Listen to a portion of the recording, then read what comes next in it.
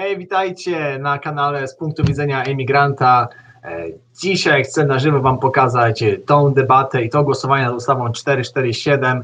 Wczoraj robiłem to pierwszy raz, nadawałem na żywo i jak to czasami mężczyzna kiedyś planuje swój pierwszy raz, to musi być według niego super pięknie, ładnie, jak na filmach, a gdy przychodzi co do czego, to wychodzi jakby jakiś dzieciak tam na bas grał coś na kartce papieru, dlatego trzeba naprawić ten wstyd. Pomyślałem, że połączę się z Wami jeszcze raz, pokażę Wam pełną debatę i pełne głosowanie i może zatrę trochę to wrażenie ze wczoraj. Mimo wszystko dziękuję bardzo wszystkim, którzy zapisali się na kanał w tym czasie, uzyskałem wielu nowych subskrybentów.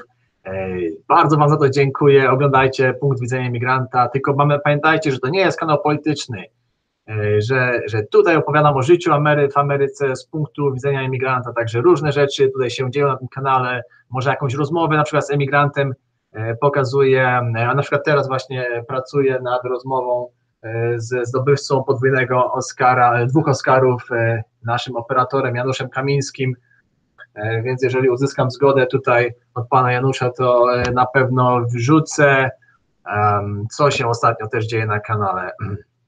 Aha, tu widzę w kamerze, o, to jest nowa rzecz, to jest taki paraboloid, który jest podgrzewaczem, takie zwierciadło, które zrobiłem w ten sposób, że się maluje parabolę, obkręca wokół własnej osi, później drukuje się na drukarce 3D, to jest właśnie to, wykleiłem takim czymś i zaraz pójdę na słońce i będziemy to podgrzewać tutaj ten łuskę od naboju od Kłasznikowa. Będziemy sprawdzać, jaka jest temperatura. Także takie rzeczy się dzieją na tym kanale, także miejcie pewność, że zapisujecie się tutaj z właściwych przyczyn. Ostatnio piekłem indyka na święto dziękczynienia, bardzo popularne się wideo stało, także teraz kolejna rzecz, postanowiłem, że specjalnie dla Was pokażę Wam, jak robić prawdziwego amerykańskiego steka, także wszyscy faceci oglądajcie, bo każdy mężczyzna powinien wiedzieć, jak zrobić steka, i kobiety też oglądajcie, bo żebyście wiedziały, czy mężczyzna robi tego steka dla Was właściwie. Dlatego dziękuję jeszcze raz, a teraz już nie przedłużam, włączam dla Was tą debatę i to głosowanie nad ustawą 447. Niestety nie ma polskich napisów, możecie sobie tam włączyć polskie tłumaczenie z YouTube'a, chociaż ono jest niedoskonałe oczywiście, tam raz to włączyłem, to Mr. Speaker, które oznacza panie przewodniczący właściwie, Mr. Speaker przetłumaczyli jako pan głośnik, także uważajcie na to ich tłumaczenie, może ktoś zrobi lepsze. Tak czy inaczej, oglądajcie do samego końca. Dzięki Wam wszystkim, trzymajcie się, cześć.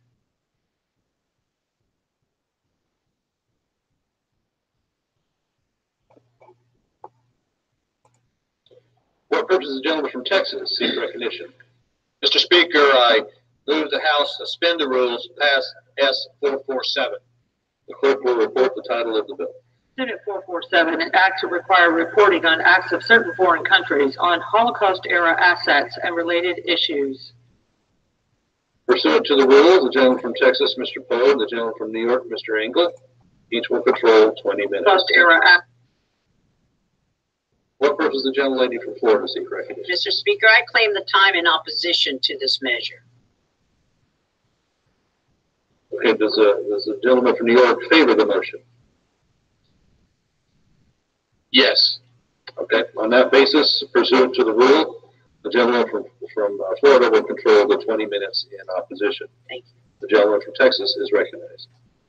Mr. Speaker, I ask unanimous consent that all members may have 5 legislative days to revise and extend their remarks and to include extraneous material into the measure. Without objection. Mr. Speaker, I'd like to grant 1/2 of my time to the gentleman from New York, Mr. Engel, and I ask unanimous consent that he be allowed to control those 10 minutes. Without objection.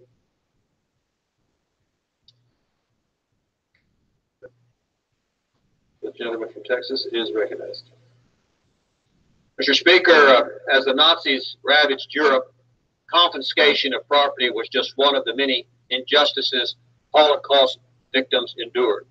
In the almost 75 years since World War II ended, helping to repair the wrongs inflicted by the Nazis by restoring the property of millions of people who had their lives torn apart has proven a difficult, challenging problem.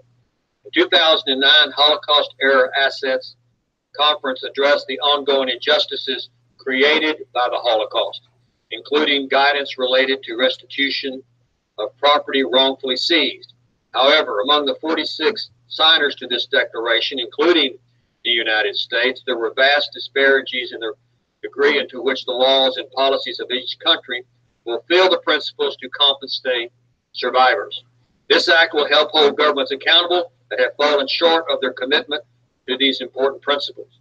This bill requires the State Department to assess the laws and policies regarding the return and or restitution or wrongfully seized Holocaust-era assets by countries that participated in the 2009 Holocaust-era Assets Conference, and states that in its sense of Congress, that the Secretary should continue to report to Congress on Holocaust-era assets.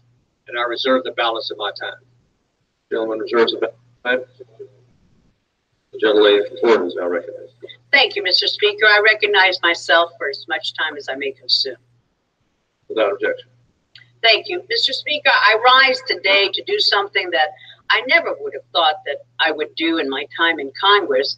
I'm here to stand in opposition to a bill that purports to seek justice for Holocaust survivors. And anyone who knows just the slightest bit about my tenure in Congress knows how hard I have worked over the years in support of Holocaust survivors. I've held hearings on the plight of survivors. I've introduced bills to seek justice for survivors. I've pressed Germany to honor its obligation and its commitment to survivors and ensure that Germany take care of the health and home care needs of all survivors so that they may live out their remaining days in the dignity and comfort that they deserve. I have fought against those who deny the Holocaust, and I have spent countless hours speaking with and visiting with the many survivors that I have now come to know as dear friends, listening to their stories, hearing them recall the atrocities that they somehow managed to live through, and then hearing how even today, more than 70 years later, they still face the injustices of humanity's darkest period.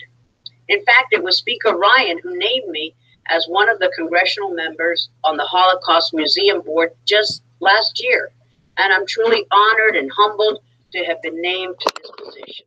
So I think my history of support for Holocaust survivors and their families is well established and well known, which is why I cannot, in good conscience, stand here before you, Mr. Speaker, and before my colleagues, before the American people, and before the Holocaust survivors who are listening, to offer my support for this bill.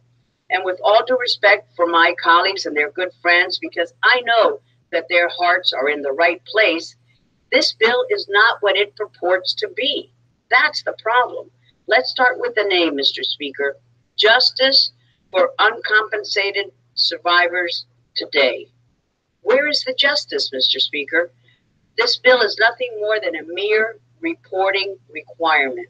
It's got a fancy name. It's going to give us the feel good that you're doing something for survivors, but it's just a reporting requirement. What do survivors gain from that?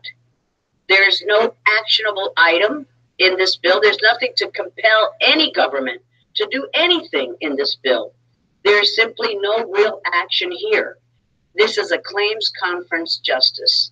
And by that I mean the claims conference wants to appear to be doing all that it can for survivors, but it is nothing more than that.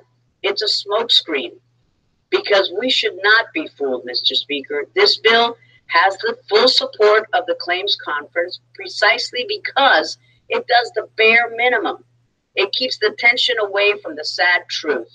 What is the truth? That the claims conference has utterly failed our Holocaust survivors. There is no denying that the claims conference has a particularly checkered history. Its flawed process, its failure to support fully the Holocaust survivors' needs, its opposition to allowing survivors real justice, and of course, the embezzlement and fraud issues. There's no denying that this bill moves the needle not 1 inch closer to justice. It has a fancy name, but there is no justice. And just look at the time frame here, Mr. Speaker. The report is due in 18 months. And then what? And how many of the survivors will pass away before this report even gets issued? So I'm sorry to say, but the JUST Act just falls so far short of what survivors need today that I cannot stand before my friends and colleagues, and I cannot stand before my Holocaust survivors and offer a voice of support for this bill. And with that, Mr. Speaker, I reserve the balance of my time. The gentlelady reserves. The gentleman from New York is recognized. Mr. Speaker, I rise in support of this bill and yield myself as much time as I may consume. That is recognized. First, let me thank Senator Baldwin and Senator Rubio for their tireless efforts on behalf of Holocaust survivors and their heirs. I would also like to acknowledge the important work of my New York colleague, Congressman Joe Crowley, and Chris Smith, who introduced the House version of this legislation. The Justice for Uncompensated Survivors, or the JUST Act, would shine a light on any country in Europe stalling on the return of or restitution for wrongfully confiscated or transferred Holocaust-era assets. Nearly 75 years after the end of World War II, we are still debating property rights for Holocaust victims. That's truly astonishing. According to the Holocaust Immovable Property Restitution Study, a substantial amount of property confiscated from European Jews hasn't been returned to its rightful owners, or its owners haven't been compensated at all. We must ensure that the United States is holding governments to their obligations and endorsing that property is properly returned. Holocaust survivors have waited too long for justice. We cannot let them wait any longer. So I urge my colleagues to support this bill, and I reserve the balance of my time. The gentleman reserves. Lady from Florida is recognized. I yield myself such time as I may consume.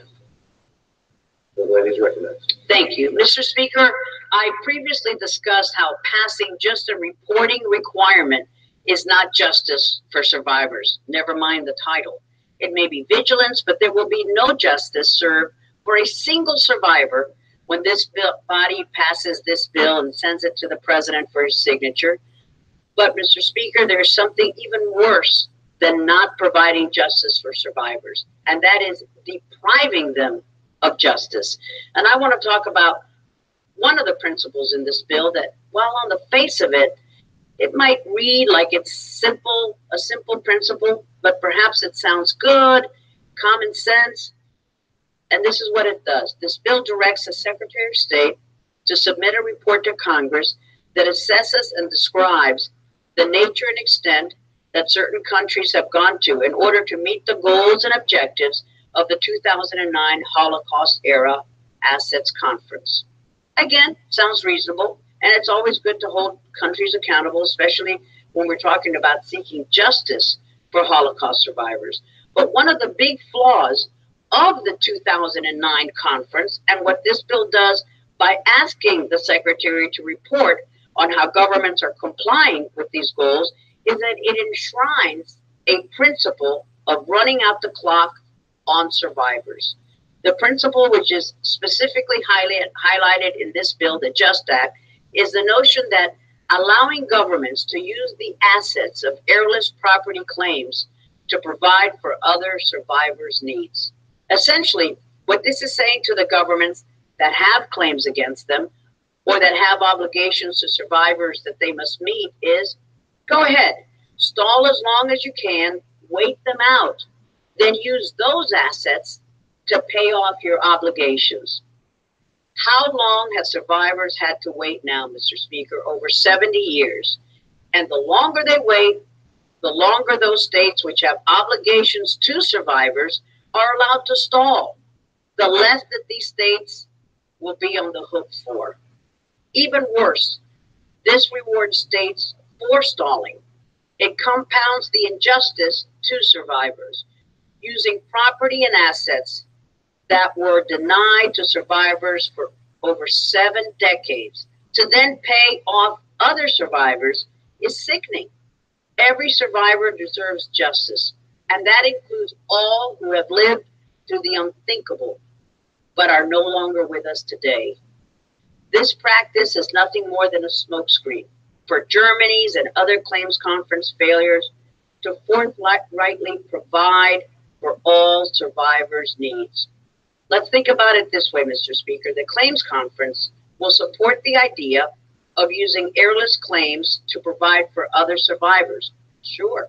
But will the claims conference support the idea that survivors still being denied their justice by the insurance companies should be allowed to sue those insurance companies in federal court?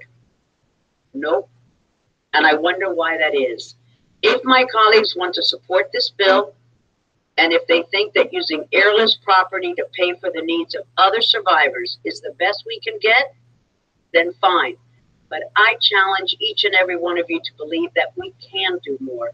We must do more. That we have a moral responsibility to do more for survivors.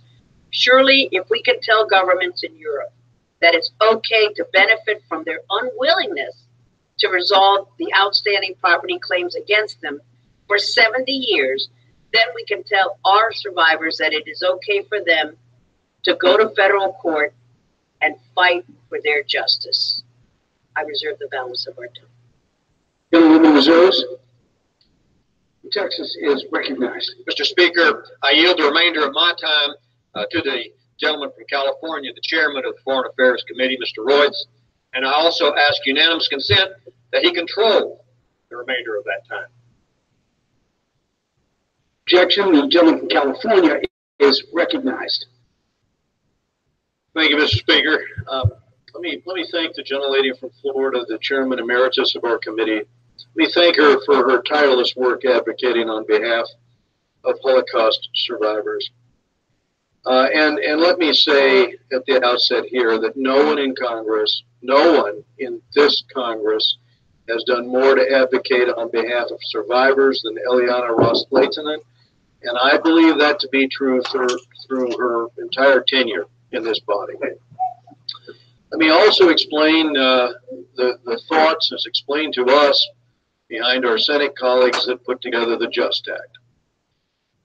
From their standpoint, from their vantage point, the JUST Act is a simple reporting requirement to assess the progress of signatories to the 2009 Terezin Declaration on Holocaust-era assets and related issues. And the goal there, of course, was to fulfilling the principles in that declaration, and a lot of time and effort went into trying to leverage that, that agreement out of 46 countries that agreed to these principles. Now, here's the point. Here's where we have a difference of opinion. Of those 46 countries, some of them are falling short, woefully short of their commitments. Here's the conflict of visions. Some are saying, many are saying, look, we need to put pressure on them. The Senate unanimously came to the conclusion that a way to do that is with this bill. Because what the legislation does is to ensure that there is an accountability mechanism of checking adherence to the declaration principles and to make sure that it doesn't fall by the wayside by bringing accountability to those countries that don't. The injustices of the Holocaust, frankly, here today, those injustices are too many to name. And many are unaddressed in that declaration, and I concur from that standpoint. But at the same time, we need to continue pushing to right the full spectrum of these wrongs, but before us we have a bill which will bring much leverage. We cannot lose the headway that we've made towards compensating survivors and families for what was rightfully theirs. Our partners have already agreed to the restitution principles in the declaration, a formal report that shows who has fallen short and how. It is argued by our colleagues in the Senate, would be a powerful instrument for the U.S. government to push for changes. From my standpoint, I understand the arguments being made by the Senate. It does not mean that we should not go forward to make other points. But the argument they make to us is, let's give the State Department the tools it needs to ensure accountability. This is an argument that on both sides of the aisle, the preponderance of members here, I think, concur with. So with that said, I'm going to yield back. I'll reserve the balance of my time. Gentleman from California reserves. Gentleman from Florida is recognized. Mr. Speaker, I recognize myself for as much time as I may consume. Gentleman is recognized. Thank you, Mr. Speaker. Earlier I spoke about survivors being unable to sue the insurance companies in federal court. How unjust that is. What a travesty. First, they were forced to suffer the inhumanity of the Nazis during the Holocaust, treated as outsiders.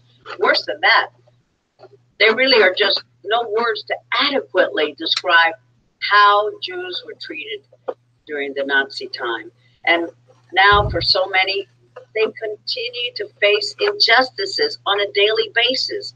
You would think, Mr. Speaker, that those who endured and managed to make it here to America, home of freedom, democracy, respect for human rights, where everyone is meant to have equal rights, would not have to face the harsh truth that they are still being treated no better than second-class citizens.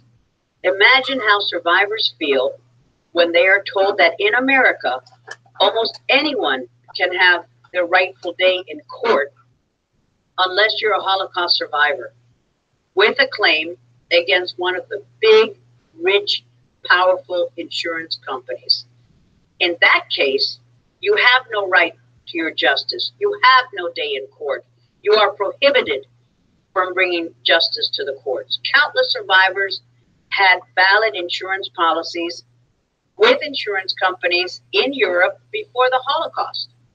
But when so many tried to make a claim on the policies of their loved ones, can you imagine what these companies told them? The insurance companies have asked Holocaust survivors to show their policies.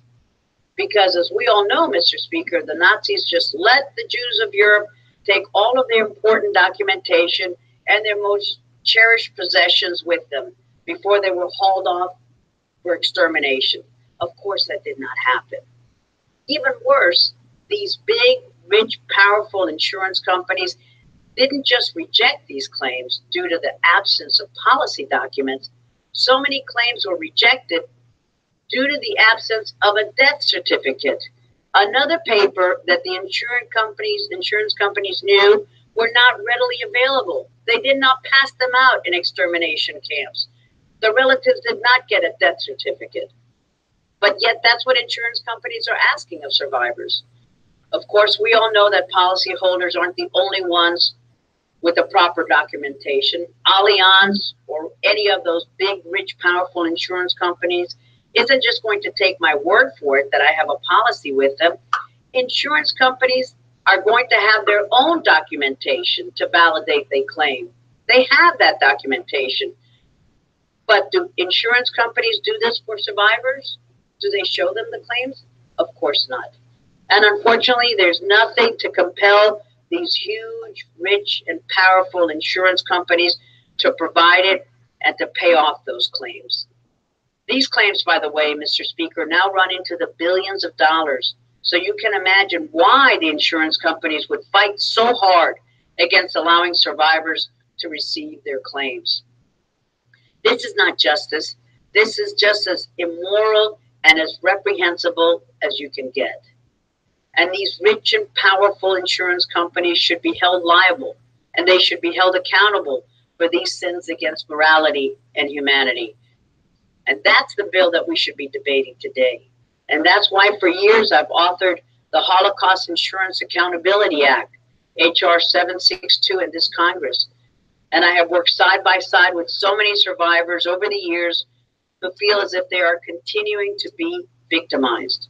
And they ask me, Why can everyone else get their day in court, like we're all entitled to, but not Holocaust survivors? My bill is simple, Mr. Speaker. It will finally allow survivors the ability to bring their cases before the U.S. court system and allows them to have their day in court. It does not prejudge the outcome on any case. It simply says survivors can face the insurance companies in court and seek redress. It will make the insurance companies open up their books and let the world know the truth.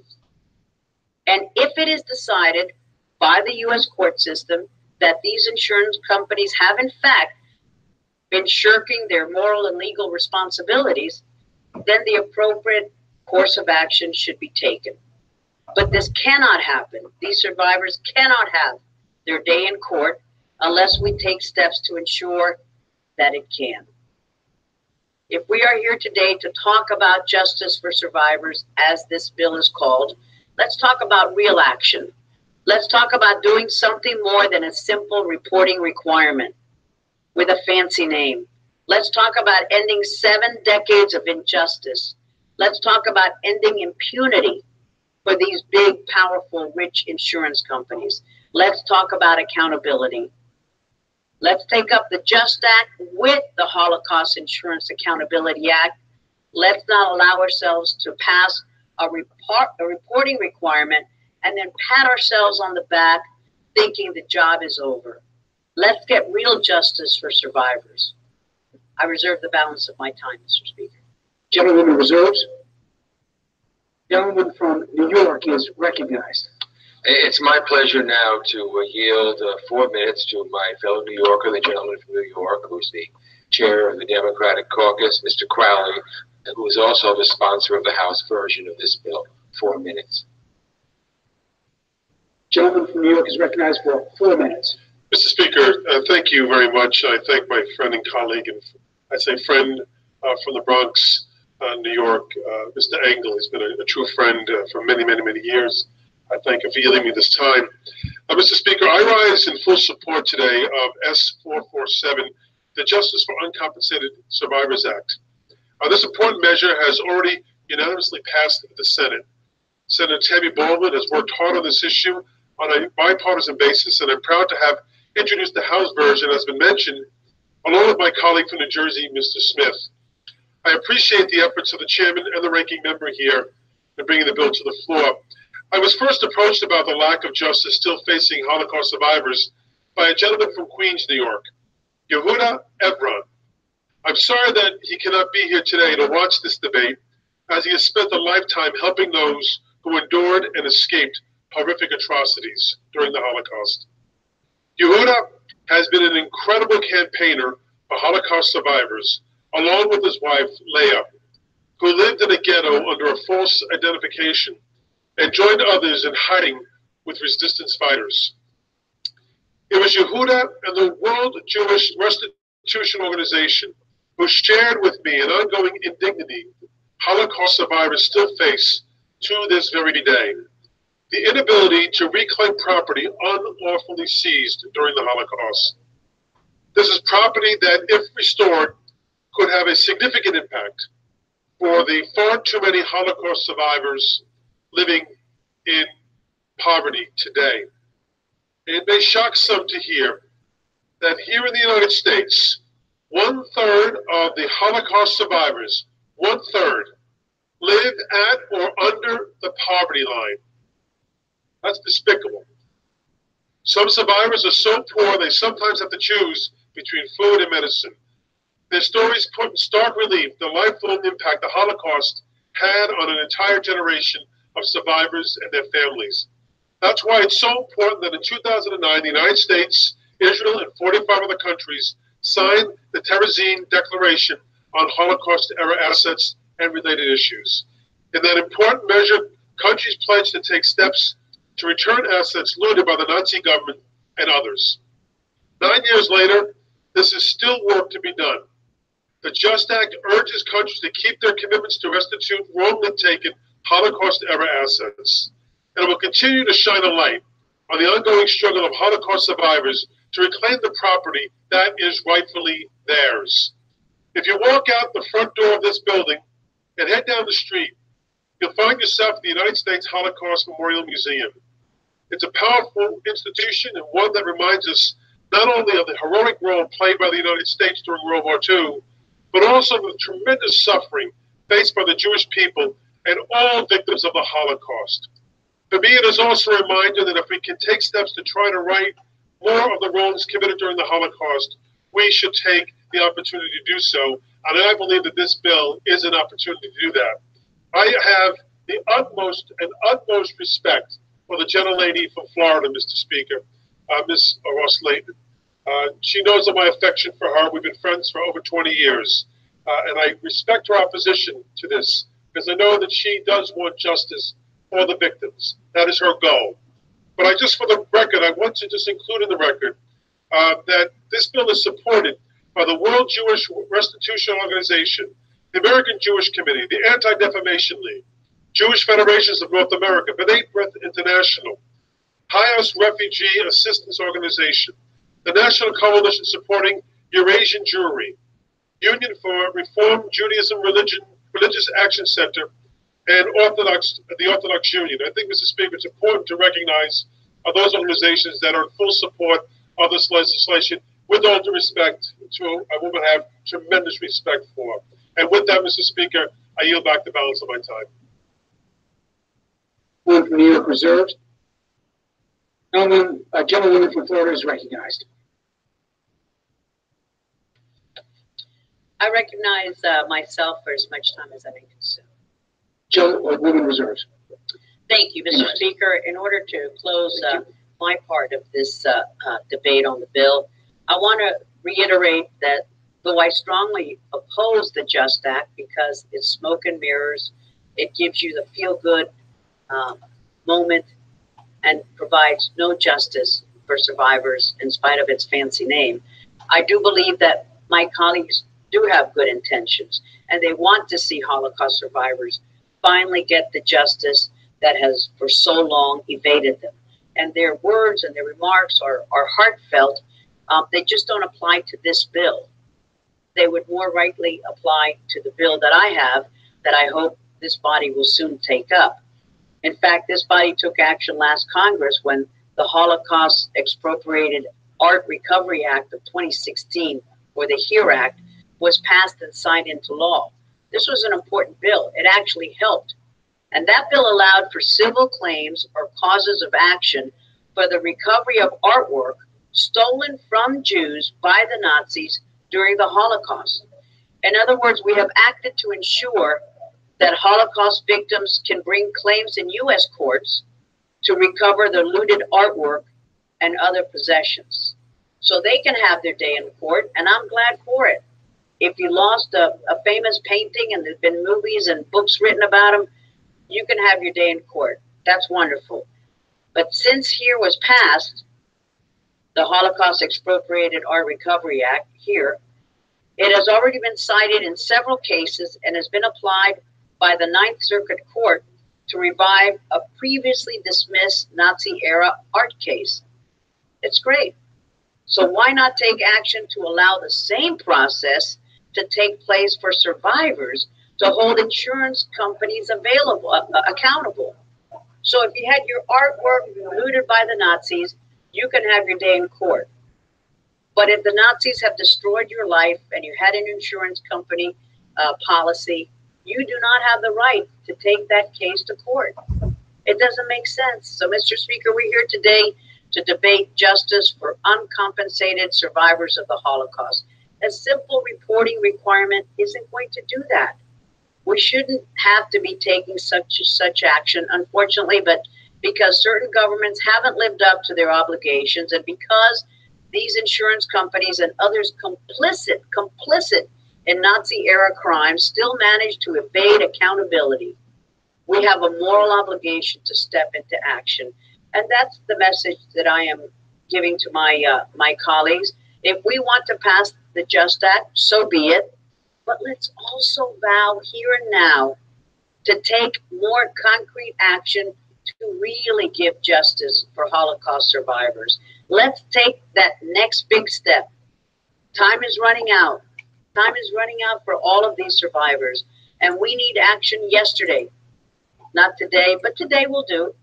So I'm asking my colleagues to do the right thing, and I'm asking for this body, Mr. Speaker, to bring the Holocaust Insurance Accountability Act to the floor as soon as possible so that we can take a meaningful step, a concrete step, an action item toward justice for survivors. And then all of those lofty words that are laid upon the table on this bill that don't really apply would really apply to this bill, the Holocaust Insurance Accountability Act. We owe it to the survivors. We owe it to their families. And with that, Mr. Speaker, I yield back the balance of my time. Gentlewoman yields. Recognize the gentleman from California.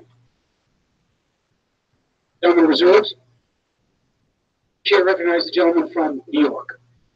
Thank you, Mr. Speaker. It's now my pleasure to yield 2.5 minutes to a gentleman from Florida, Mr. Deutsch, who is a very well-respected member of our Foreign Affairs Committee.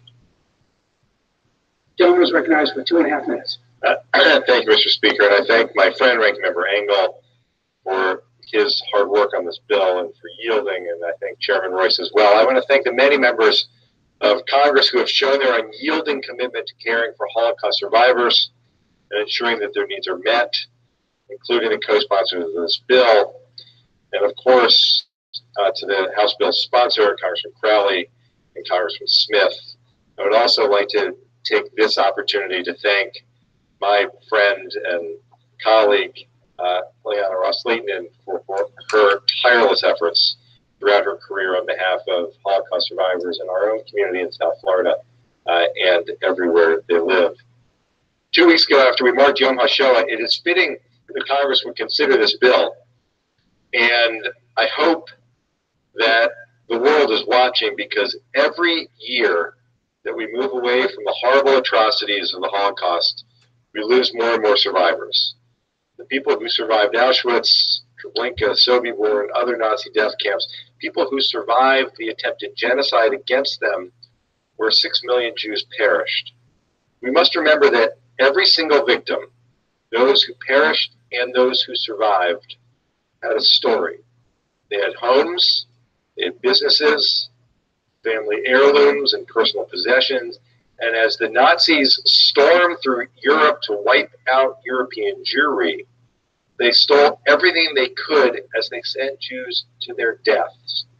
And while no amount of money will ever erase these horrors, these survivors, their families, and their heirs deserve compensation for confiscated property, including Jewish communal, private, and heirless property. In 2009, the United States joined 46 other countries and agreed to the Terezin Declaration on Holocaust-era assets. This was a commitment by these countries to provide for the restitution of confiscated property, but 9 years later, many European countries have still failed to meet their commitments in this agreement. Some countries still haven't passed legislation to create a system for private property restitution, and we should call out their failures. But as we speak, thousands of survivors are in need of immediate and urgent care and assistance. I am proud to represent a large community of survivors, and I see their critical needs going unmet day after day.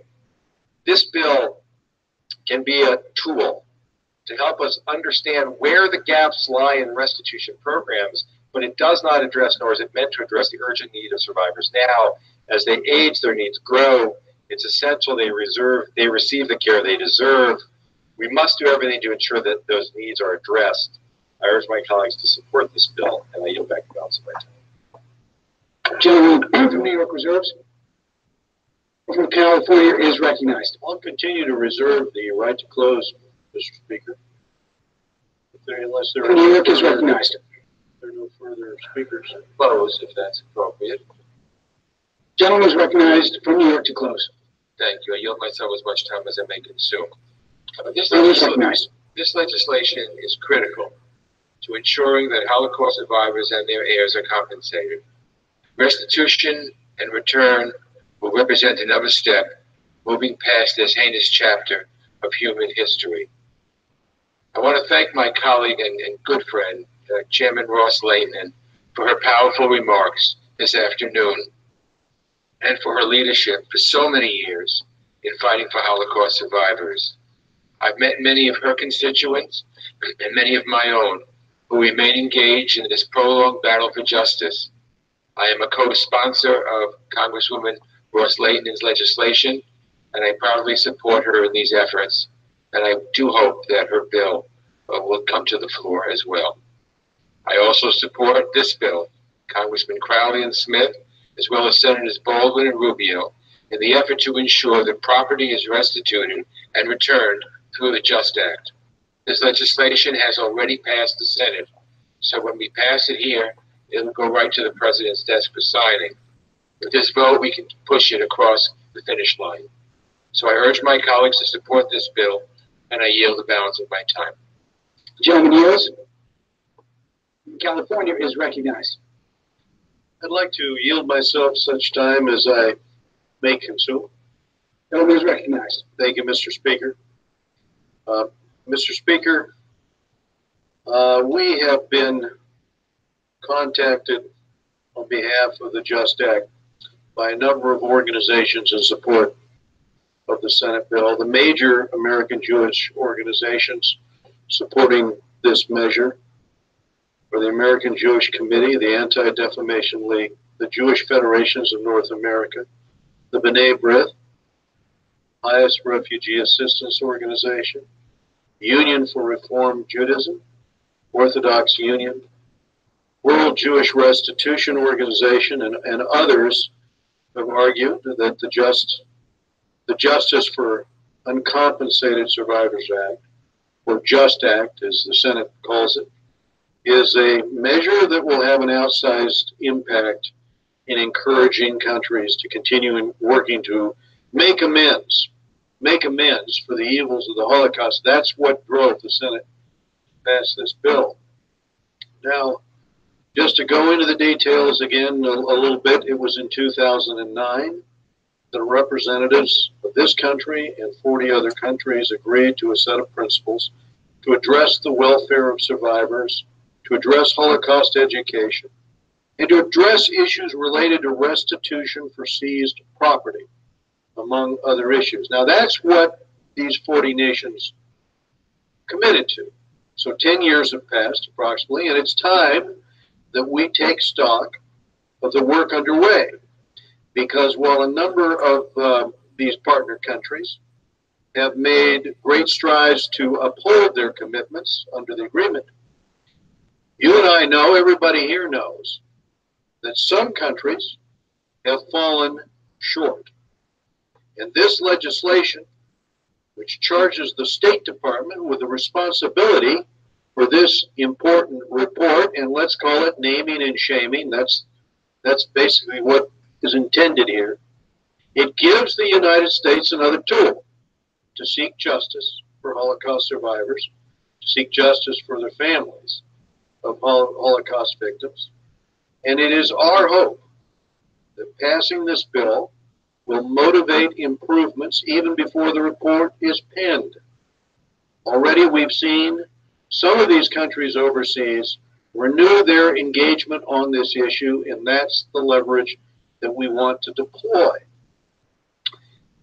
You know, it is a devastating issue to even begin a discussion because we can never compensate Holocaust survivors truly for the unbelievable horror and devastation that they suffered. But from the perspective of most of the organizations that have talked to us about the bill, their point would be we can try to restore what is rightfully theirs, and part of the trying from their standpoint is to shed light on the efforts or lack thereof that other countries are making, and this bill does that. It unanimously passed the Senate for that reason. And I yield back the balance of my time and thank all of the members here who participated today in the debate over this very difficult issue.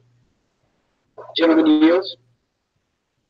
The question is, will the House suspend the rules and pass Senate 447 Those in favor say aye. Those opposed, no. In the opinion of the chair, 2/3 being in the affirmative, the rules are suspended, the bill is passed, and without objection, the motion to reconsider is laid on the table.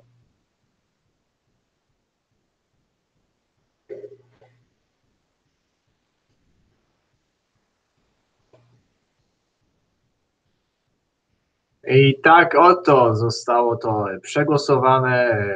Mam nadzieję, że zrozumieliście. Może ktoś zrobi tłumaczenie. Tylko tak oglądałem to również w tej chwili i jedna rzecz mi przyszła do głowy. Ta cała opozycja, ta pani z Florydy, ona była opozycją taką, która stwierdzała, że ta ustawa jest niewystarczająca i że ona ma własną ustawę, którą wkrótce przedstawi i ona jeszcze bardziej będzie, powiedzmy, hojna, tak dobrze zrozumiałem. Także to tyle z punktu widzenia imigranta. Dzięki za oglądanie samego końca. Trzymajcie się. Cześć.